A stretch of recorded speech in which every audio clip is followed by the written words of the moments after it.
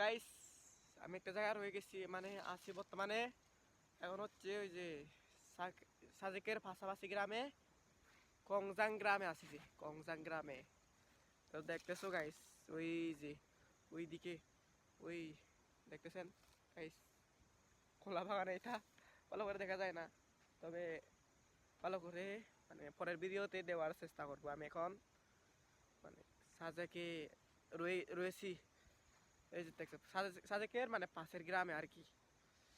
তো দেখেন ভিউ আর ভিউ, ওই দেখছেন সূর্যাস্তর ভিউ, ওই ওই যে দূরে দেখতেছেন গাইস, ওই যে তা হচ্ছে মানে ওই সাজেকের ইয়া আর কি, একদম বড় পাহাড় ওই যে ওখানে।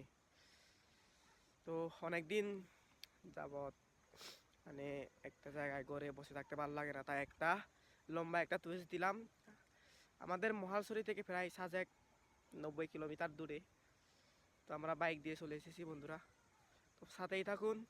আমরা এখন সাজেকে রয়ে গেছি, সাজেকের ভিউ আপনাদের মানে শেয়ার করব পরবর্তী ভিডিওতে। সাজেকের ভিডিও মানে আপলোড করে দিব।